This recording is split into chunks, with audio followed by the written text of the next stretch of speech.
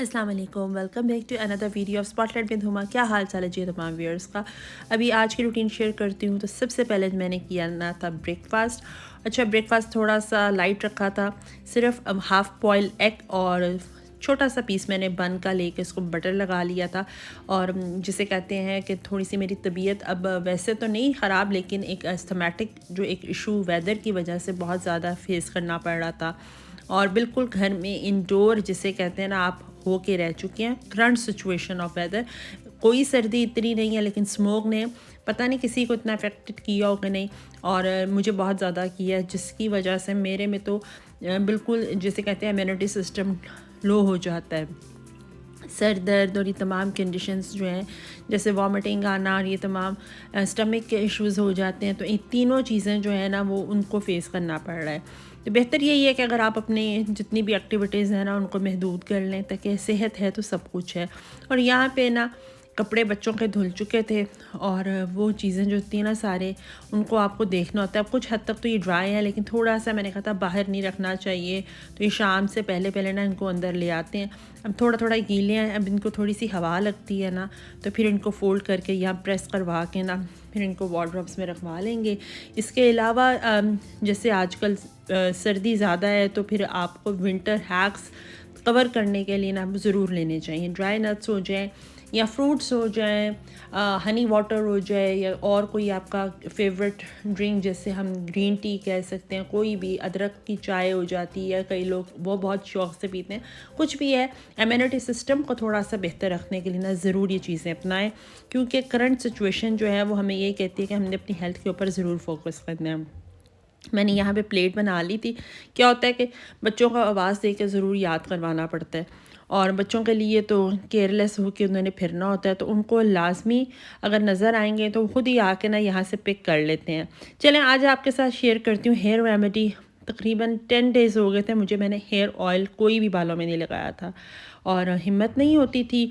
और यहाँ पे हेयर ऑयल जिसकी रेसिपी मैंने आपके साथ पहले शेयर कर चुकी हूँ एक वीडियो में, ये वही हेयर ऑयल है, और अब इस ऑलमोस्ट ख़त्म होने वाला है। और इसका कलर देखें कितना अच्छा चेंज हुआ है। इसमें है कलवंजी और मेथरे दोनों, जिनको मैंने बहुत ज़्यादा धूप लगवाई थी। और ये प्योर कोकोनट ऑयल है जो मैंने कोल्लू से निकलवाया था, और इसको मैंने धूपें काफ़ी लगवाई। अच्छा, और ये है दूसरा तेल कैस्ट्रोल ऑयल, लेंस के लिए इसको यूज़ करूँगी, और जो सेंटर में है वो सारा कोकोनट करेंगे। तो चले, अच्छा तेल को पहले मैंने थोड़ा सा गर्म पानी में रखा था, और वो अच्छा खासा जो था ना मेल्ट हो चुका है, और हल्का हल्का मुझे इसका जो फील हो रही है ना नीम गर्म सा, वो भी है। अब मैं इसको लगाऊंगी सेंटर में। इतने ज़्यादा बाल रफ हुए हुए थे, तो मैंने कहा चले आज ऑयलिंग भी कर लेते हैं और बातचीत भी हो जाती है, ताकि साथ साथ के साथ ब्लॉग भी हो जाएगा और काम भी हो जाएगा। और डाई अभी मेरे बालों में इतना नहीं लगा, लेकिन बालों की डाई लगने की वजह से बाल इतने बेजान हो जाते हैं और इतने हल्के हो जाते हैं।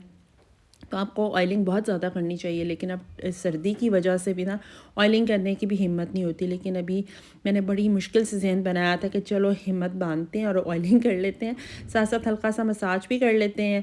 और वो मसाज जो था वो हो गया है। बालों के जब भी आपने करना हो ना, तो हमेशा हाथों के पोर्स से नहीं बल्कि हथेली से किया करें मसाज, तो अच्छे तरीके से मसाज हो चुका है और बालों को ना एक सुकून सा आ जाता है। अब कैस्ट्रोल ऑयल भी इतना थिक होता है, ये मैं लगाऊंगी लेंस में अगर तो मुझे लेंस इंक्रीज़ करनी है, लेकिन ये इतना थिक होता है ये वैसे नहीं लगता। तो इसमें साथ में हम दूसरा ऑयल जो है, ये कोकोनट मैं भी यही शामिल कर रही हूँ।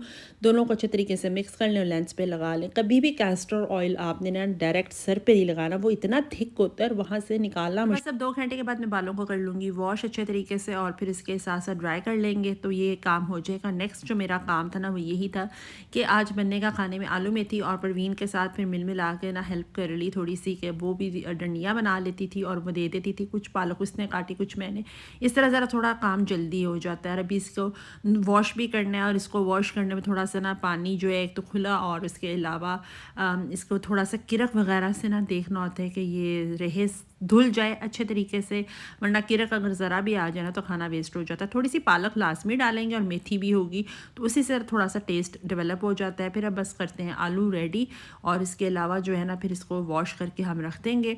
गैस के इशू की वजह से फिर हमने सिलेंडर चूज़ कर लिया, क्योंकि टाइम भी बहुत ज़्यादा हो चुका था। खाने को प्रॉपर टाइम पे रेडी करने के लिए भी ना टेंशन सी होने लग जाती है। बहरहाल अब थोड़ा सा फ्लेम आ रहा है, वहाँ पर कुछ और चीज़ें रेडी करनी है, तो उनको रेडी रखने के लिए रखा हुआ है। रोटियाँ बन रही हैं साथ साथ, और यहाँ पे इसलिए इसको रखा था कि चलें उतनी देर में हम आलू की कटिंग कर लेते हैं, तो पालक और मेथी जो हो जाएगी वो हो जाएगी। आलू की कटिंग मैं कर रही हूँ उतनी देर में, और हल्का सा हल्का हम छिलका रखते हैं और हल्का हल्का हम उतार लेते हैं। बस हर एक की अपनी आदत होती है, तो ये थोड़ा सा हमारा अपना ही एक तरीका है। बस अब इसे कर लेंगे और फिर हो जाएगा खाना रेडी, तो फिर खा लेते हैं। उतनी देर के बाद फिर मुझे थोड़ी सी आजकल ये आदत हुई है कि जो बिस्तर हम एक दफ़ा मॉर्निंग में तो ठीक कर लेते हैं, लेकिन ज़ोहर और असर से पहले पहले ना मैं दोबारा से ब्लैंकेट इसलिए खोल देती हूँ कि कूजीनेस एक जिसे कहते हैं ना, कमरा गरम गरम सा लगता है। अदरवाइज़ बिस्तर भी फोल्ड हुए हो तो कमरे बहुत ठंडे लगते हैं। ऑल द टाइम आप हीटर्स नहीं ऑन कर सकते, इलेक्ट्रिक हो तो तभी ऑन करने का फ़ायदा होता है अगर तो लाइट हो, और जिस फ्रिक्वेंटली से लाइट भी जो आ रही है, तो इसमें ये बेहतर होता है कि आप हाफ़ अपने ब्लैंकेट्स को खोल के रख लें। अब यही होता है, मेरी आदत है आजकल थोड़ी सी, तो मैं इसी आदत को फॉलो कर रही हूँ। आप भी ट्राई करके देखिएगा कि अगर बिस्तर नॉर्मली तो सुबह हम कर लेते हैं फोल्ड, लेकिन अगर ज़ोहर असर के बाद दोबारा से इनको बिछा लेना तो बिस्तर काफ़ी देर के लिए गर्म रहता है। और इस तरीके से मैंने कर लिए थे। चलें अब दूसरे काम कर लेते हैं साथ साथ।